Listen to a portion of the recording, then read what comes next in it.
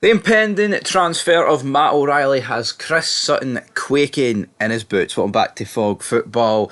Yeah, are we twisting the knife there a tad? Potentially. But what is Chris Sutton talking about? Well, he took to Twitter as soon as the deal was announced in principle by the likes of Sky and Fabrizio Romano, and he said, and I quote, "Good luck to Matt O'Reilly. If he goes, he's conducted himself brilliantly.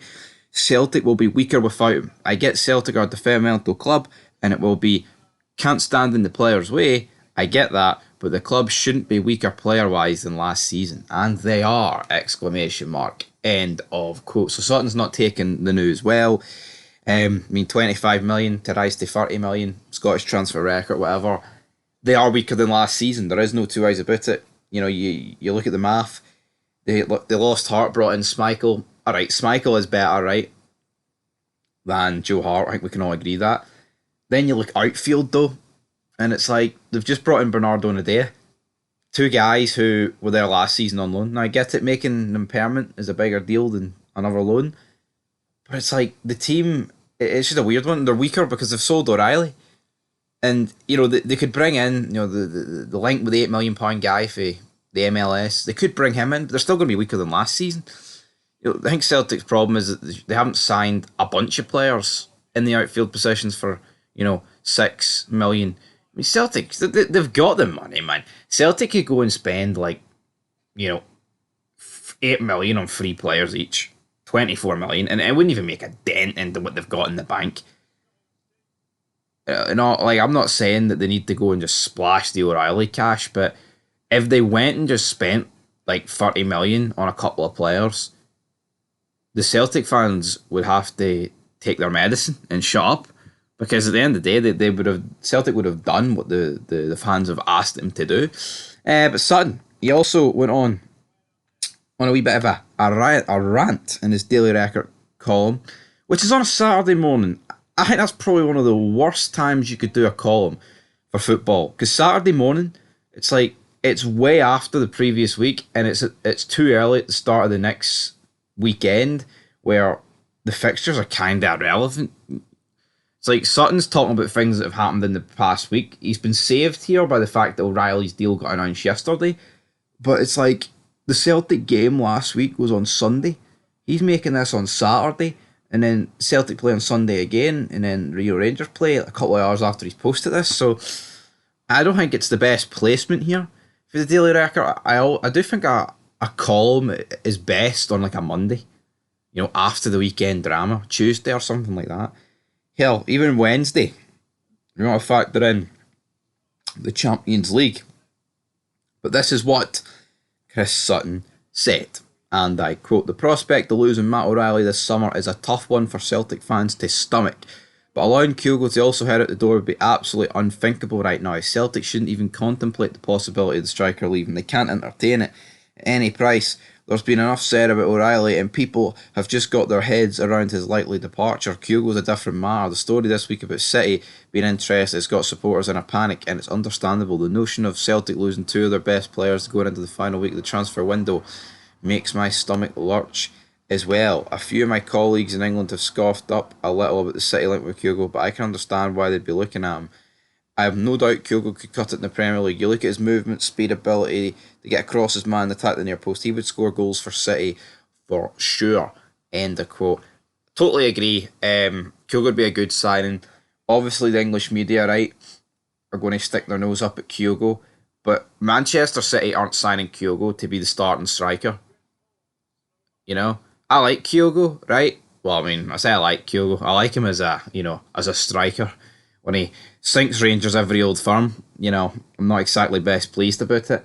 But he's a good player, alright? But let's not kid ourselves. The guy's not good enough to start for Manchester. Manchester City are like one of the best teams in the world, right?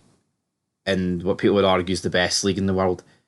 They should be competing for trebles and quadruples every season and in a better league. I know Celtic are doing that anyway, but they're not competing for. Celtic are nowhere near in Europe. Kyogo's just not good enough, and there's nothing wrong with admitting that. He's not good enough to start up front every game for City. He's not. He shouldn't be the starting guy. There's so many other better strikers in world football. I don't need to explain that. But to come off the bench for Haaland, to play when Haaland picks up a knock, They play in the cup competitions. They play in the Champions League games where City are already through and they've got a bit of a rotated squad. Kyogo would be fine for Manchester City. I don't understand this logic that Kyogo's like not good enough. You know, we've seen in recent years like Choupo-Moting play for like PSG and Bayern Munich. He's not better than Kyogo. You know, it's like you see Real Madrid, they've got Hosselu. I think he's alright, but you know, they're not Real Madrid quality, but they're there to do a job, and I think Kyogo would do a job in Manchester City. Anyway, he went on to say, and I quote, I'm pretty sure plenty will understand the attraction for Celtic. They can get 20 million plus for a 29-year-old striker. That's not the point though. Celtic get a ton of money, but Kyogo is irreplaceable. Let's face it, they're not going to go out and replace him with another £20 million frontman. It will be a player whose potential and will need to develop. That's the reality at Celtic, and I get the model of buying cheap and then selling big. But at some point they're going to need to draw a line in the sand. They need to show they're a club with Champions League ambitions rather than just a battery farm for other clubs to come along and pick up their top players whenever they feel like it. Everyone gets worked up about City, but I'm not sure it would be the right career move for Kyogo. Either, yes, he'd make plenty of money, but he'd be back up for Erling Haaland. Would he be happy sitting on the bench every week and playing the odd Carabao Cup tie? It wouldn't be for me. He'd be as well taking the Saudi money as far as I'm concerned. End of quote. Nah, that's ridiculous for Chris Sutton. No, that is actually fucking mind-boggling. He'd be as well taking the Saudi money. Sutton must hate Manchester City or something. That makes no sense to me. Right. Yeah, would he be sitting on the bench?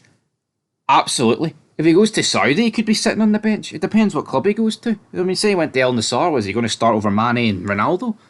Not a chance. Don't understand that for Sutton. Yeah, I mean, would he be getting the cup games? Yeah. Would he be getting? But, you know, I don't get it. Kyogo would he'd be on good wages at City, right? And he would get a lot of minutes. It's not like Haaland plays like, you know, 95 minutes, like 3 times a week. Kyogo will get his match time. He would get his game time. Like, he's won it all at Celtic, Kyogo, right? He's dipped his toes in the Champions League. It's the same with Matt O'Reilly. It's like they've hit a ceiling.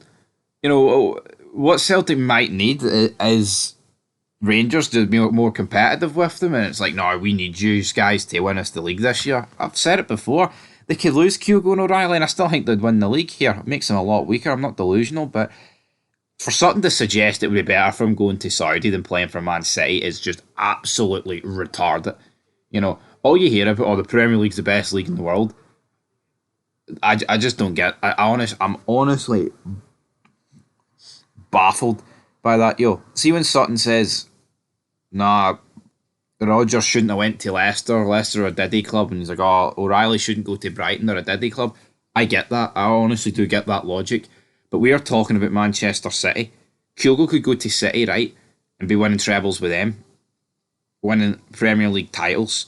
If Kyogo goes to City for like 3-4 years and wins like a Champions League and wins, you know, Premier League titles, FA Cups, he is going to go down in history as like one of Celtic. See, Kyogo's like stature in Scottish football, if he moved on to Manchester City and won all those things, it would be absolutely insane the way he'd be looked back upon.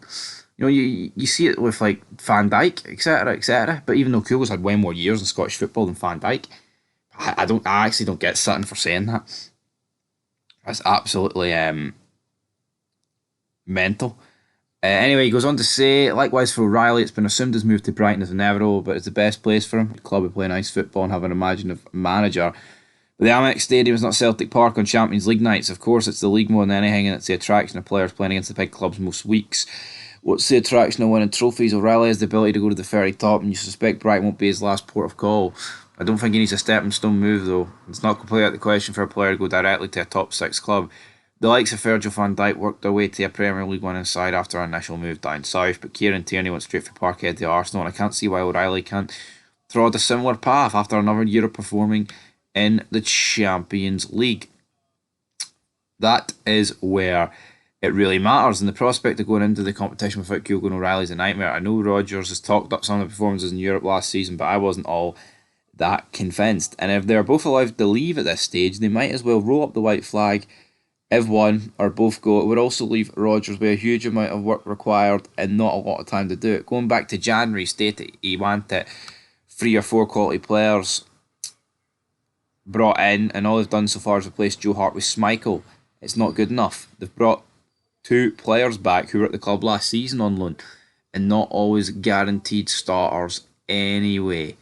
To lose another 2 vital men would leave Celtic scrambling for 5 players who need to hit the ground running. In case people have forgotten, Rangers are up next weekend, and the first derby is always huge psychologically. Can you imagine the reaction if Celtic sold those 2, bring in a couple of prospects, go up against their big rivals and then lose the game? The fans would be understandably furious.